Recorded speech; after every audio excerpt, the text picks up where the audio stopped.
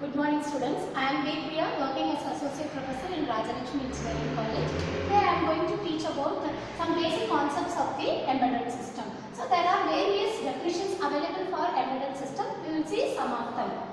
So the first one is embedded system is a combination of hardware and software that is dedicated for what particular application. It's a combination of hardware and software.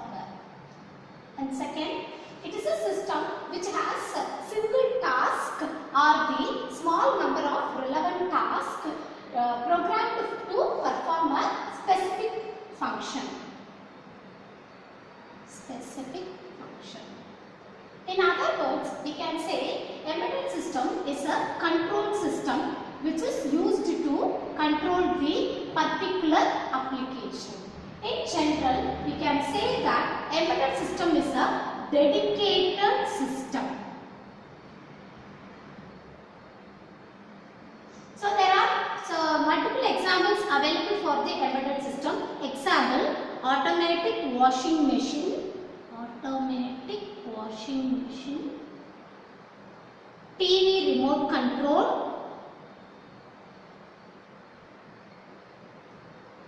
automatic AC. Why it is called as a dedicated system? That means once if the system is designed for particular application, it cannot be used for the other application. Example, we will take the TV. In TV, to control or the change the channels, we are using the remote control. This remote control cannot be used for the other application. In this way, the embedded systems are the dedicated one. And second one, the embedded systems are operated in the real-time environment. Real-time environment means they will access the input from the real-time and response for it. Example, we take the automatic AC. In this, the processor will continuously monitor the room temperature and accordingly changes the cooling level. So here it is accepting the real-time parameter, that is the room temperature. So in these ways, the embedded systems are different from the general purpose systems. So this is the general block diagram of the embedded system. This is the embedded processor. And here you are having the application for which we designed the embedded thing.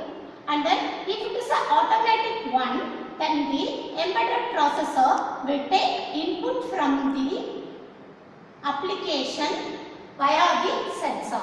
If it is a not automatic, it will take the manual input from the external.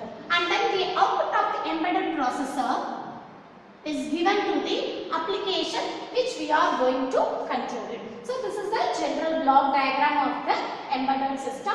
In this system, the processor is the heart of the system. It is the heart of the system. These embedded processors may follow the two architectures. One is the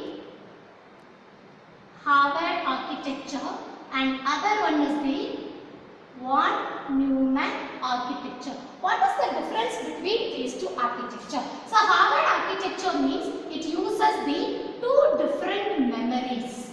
That is, one is the program memory and the other one is the data memory. Whereas in von Neumann architecture, the single memory is shared by both data and program. Since it is using the two different memories, the design is little bit difficult. Whereas in von Neumann architecture, the design is comparatively easy. In order to access the two memories, it is taking more accessing time. Due to that, the execution time is increased, therefore the speed of the processor is reduced. Whereas in von Neumann architecture, due to the single memory, the speed of the architecture is increased. These are the two different architectures. The processor will follow either the Harvard architecture or the von Neumann architecture. In these two architectures, the embedded system, according to the instructions used, we are having two different types. The one is the CISC processor and other one is the RISC processor. So what is this? CISC is nothing but complex instruction set computer, whereas RISC is the reduced instruction set computer. The CISC uses the lot of complex instructions, but the RISC uses reduced number of simple instructions. Since the instruction is a complex one, it is taking care of all the operations. Therefore, the compiler design is very simple in this CISC processor, whereas the instructions are simple instructions. Therefore, we have to design a difficult compiler. That is, the compiler design is difficult. The size of the RISC processor is small, whereas the CISC processor size is large in size. In RISC, the pipelining is possible. Pipelining is possible, whereas in the CISC, the pipelining is not possible.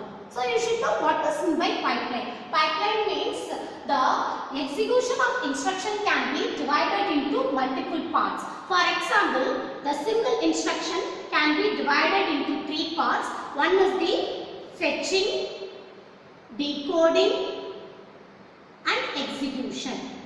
When the first instruction enter into the execution stage, the second instruction will be available in the decoding stage and third is available in the fetching stage. In this phase, simultaneously we can process more than instruction.